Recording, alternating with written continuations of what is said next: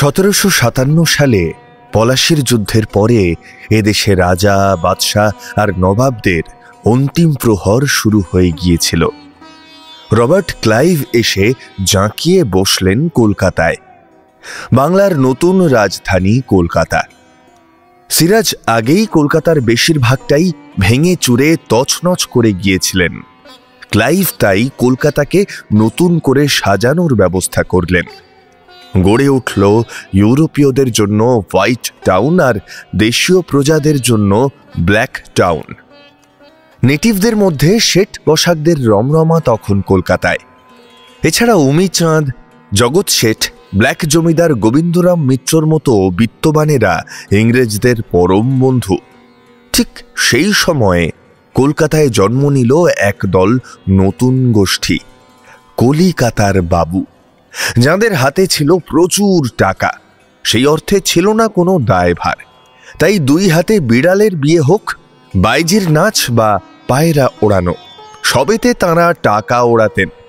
আজ এই পর্বে থাকছে পুরনো কলিকাতার সেই বাবু কালচারের গল্প। আপনারা শুনছেন ক্লক টাওয়ার। আমরা পৃথিবীর বিভিন্ন দেশের, বিভিন্ন সময়ের, বিভিন্ন মানুষের গল্প নিয়ে আসি প্রত্যেক সপ্তাহে, অর্থাৎ গল্প হলেও সত্যি। আমাদের প্রত্যেকটি পর্ব তৈরির পিছনে থাকে আমাদের একাধিক সদস্যদের কঠোর পরিশ্রম। আপনাদের ছোট্ট সমর্থন আমাদের পৌঁছে দিতে পারে আরও অনেক অনেক মানুষের কাছে।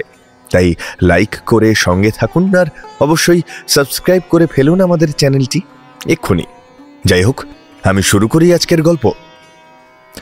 নতুন কলকাতা শহর দুভাগে বিভক্ত ছিল। লালদিঘি থেকে শুরু করে চৌরঙ্গি অবধি সাহেবপাড়া বা হোয়াইট টাউন, বাকি পূর্ব উত্তরে কালা অঞ্চল বা ব্ল্যাক টাউন।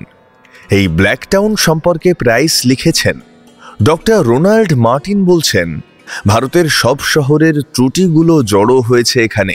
বাপ, এ কি বিশৃঙ্খলা! এলোপাথাড়ি বাড়ি, খানা, ডোবা, গুলি, হৈহট্টগোল, কোনো রীতি নেই, শৃঙ্খলা নেই, যেন স্থায়ী গৃহযুদ্ধ লেগে আছে এ শহরে।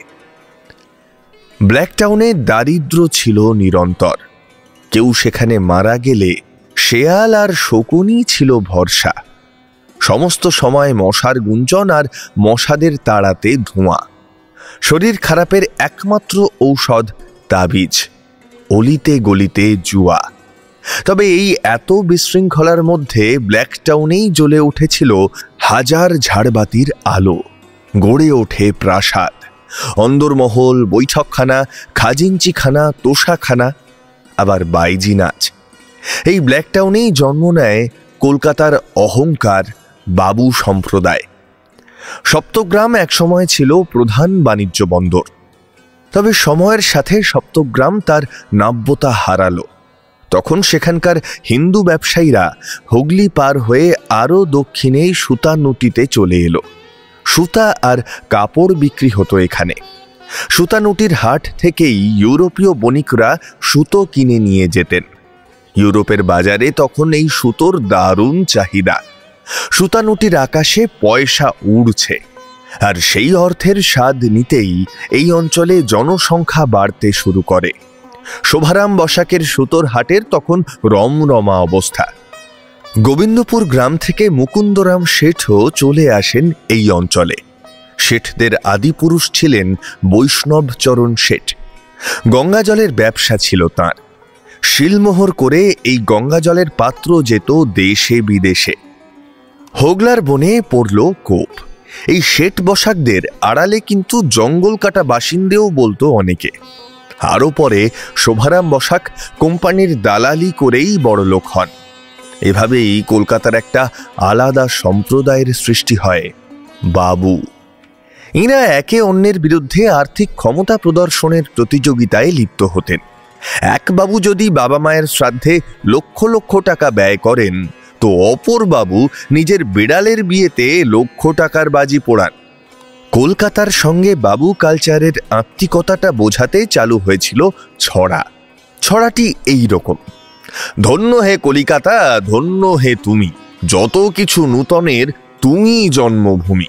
দিশি চাল ছেড়ে দিয়ে বিলাতের চাল, নকলে বাঙালি বাবু হলো যে কাঙাল। রাতারাতি বড়লোক হইবার তারে ঘর ছেড়ে কলিকাতা গিয়ে বাস করে। তবে শুধু টাকা থাকলেই কিন্তু বাবু হওয়া যেত না। বাবু হতে গেলে তাকে অবশ্যই কয়েকটি গুণের অথবা পাপ গুণের অধিকারী হতে হবে।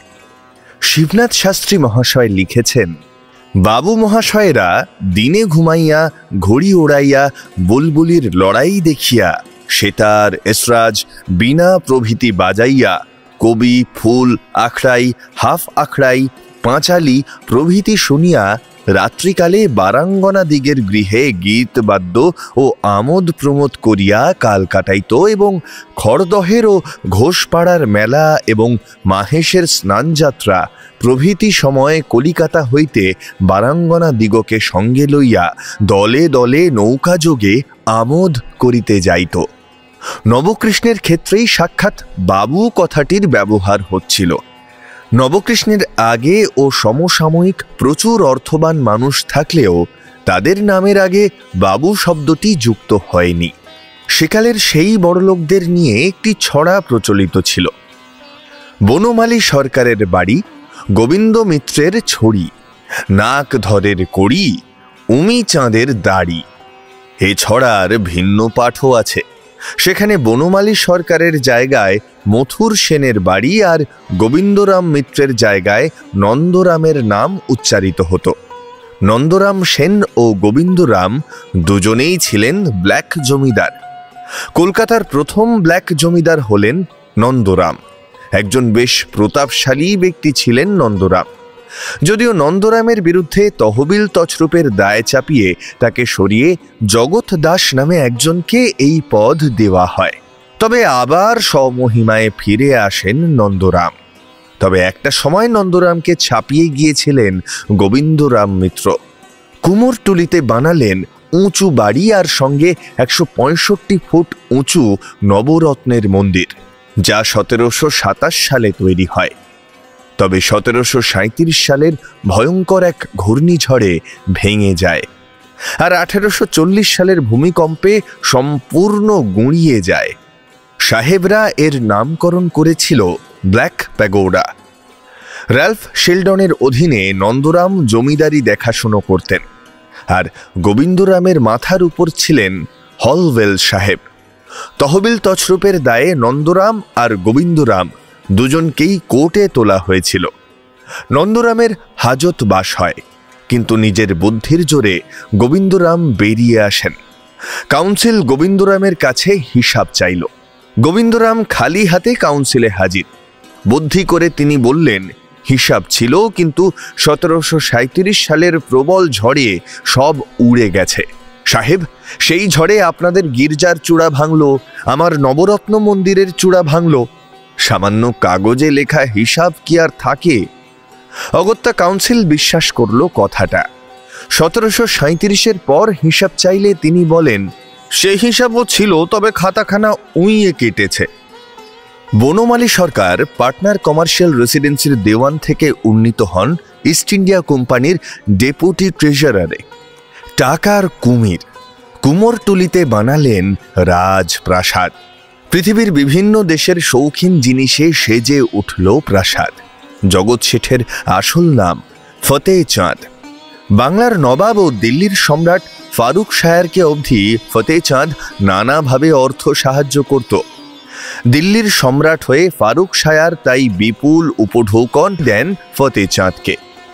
নবাবের পক্ষ থেকে রাজস্ব সংগ্রহের ভারও দেওয়া হয়েছিল তাঁকে।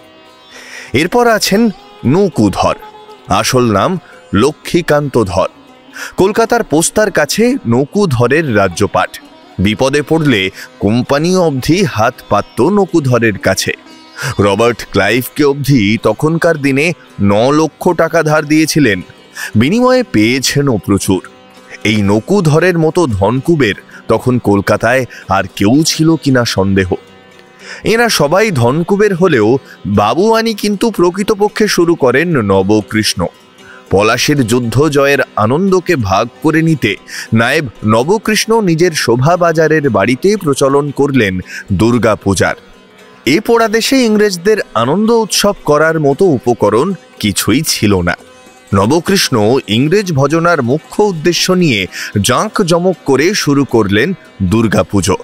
ক্লাইভ খুশি হয়ে নবকৃষ্ণকে দান করেন রাজা উপাধি। এই সময়ে বড় বড় পণ্ডিতদেরও বাবুরা টাকা দিয়ে কিনে নিয়েছিলেন। সমাচার দর্পণে একবার এই নিয়ে একটা রসিকতা ছাপা হয়। বাবু জিজ্ঞাসা করেন, ভট্টাচার্য মহাশয়, সুরাপানে কি পাপ হয়? উত্তর, ইহাতে পাপ হয় যে বলে তাহার পাপ হয়। ইহার প্রমাণ আগম ও তন্ত্রের 2টা বচন অভ্যাস দিলেন, পাঠ করিলেন এবং কহিলেন, মদ্য ব্যতিরেকে উপাসনাই হয় না। বলরাম ঠাকুরও মদ্যপান করিয়াছিলেন। বাবু তুষ্ট হইয়া ভট্টাচার্যকে টোল করিয়া দিলেন। বাবু লক্ষণ 2 রকমের। এক ধরনের লক্ষণগুলোকে বলা যেতে পারে শাস্ত্রীয়, অন্যগুলো লৌকিক। লৌকিক লক্ষণের মধ্যে অগ্রগণ্য বাবুর চেহারা। উজ্জ্বল শ্যামবর্ণ, এমনকি ঘোর কৃষ্ণবর্ণ হলেও অসুবিধা নেই। তার চেয়েও জরুরি হল চেহারাখানা বেশ চটকদার হওয়া চাই। সেই তৈলচিক্কণ দেহটির মেয়েদের ঠিক ঠিকানা থাকলে হবে না। প্রকৃত বাবুর উদরের সঙ্গে পদযুগলের কিংবা দৈর্ঘ্যের সঙ্গে প্রস্থের পুরোপুরি অসামঞ্জস্য থাকা চাই। দ্বিতীয়ত, তাঁর বাক্য বা পোশাক এমন হওয়া চাই যাতে অনায়াসে বাঙালিদের থেকে তাকে বেছে নেওয়া যায়। এই বাবুরা ধুতি চাদর পরতে পারেন, তবে সেই ধুতিটি যেন ঢাকাই ধুতি হয় এবং তার জরির পাড়খানা যেন কদাপি ওর কোমরে চোট দিতে না পারে। এই বাবু সবসময় একদিকের পাড় ছিঁড়ে পড়বেন এবং তার পক্ষে কোঁচা সবসময় উড়ে কোঁচা হবে, নয়তো ত্রিকচ্ছ। যদি তিনি ইচ্ছে করেন তবে তার পক্ষে মোজা ওয়াকিং শুজ বা ইজারাদি পরতে বাধা নেই, কিন্তু কদাপি তেমতো অবস্থায় তিনি যেন শুষ্ক বাংলা বা ইংরেজি না বলেন। প্রকৃত বাবু ভুলেও তা বলে না। বাবুরা ঘুড়ি ওড়ানো, আখড়া সাজানো, বুলবুলির লড়াই সবকিছুর পেছনে অঢেল টাকা খরচ করতেন, তবে সব থেকে বেশি করতেন খ্যাতির পিছনে। বাবুদের খ্যাতি চাই যে কোনো মূল্যে। সে কলকাতায় বানের মতো আছড়ে পড়েছিল এই বাবু সংস্কৃতি।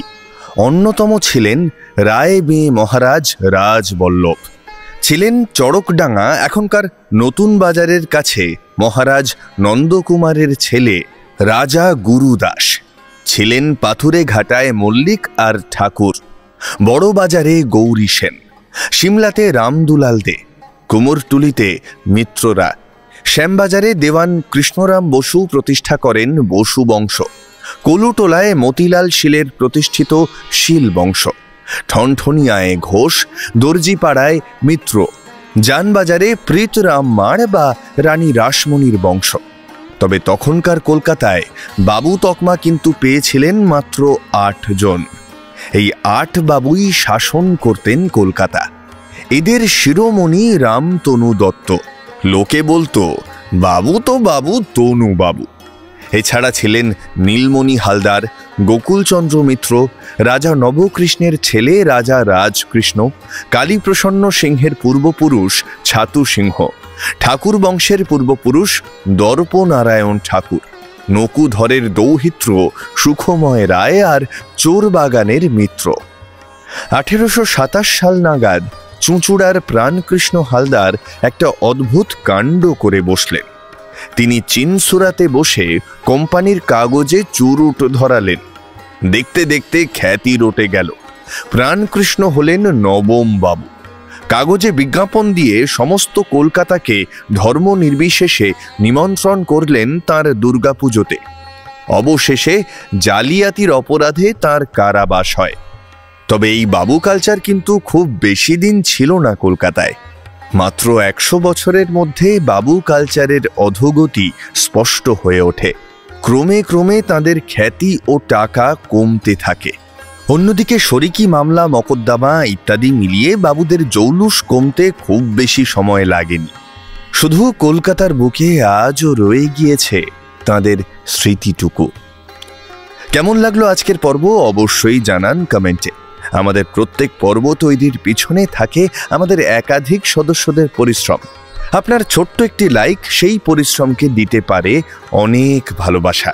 তাই অবশ্যই পর্বটি লাইক করে আমাদের আরও ভালো ভালো পর্ব তৈরি করতে উৎসাহিত করুন। বন্ধুদের সঙ্গে শেয়ার করে নিন এই পর্ব।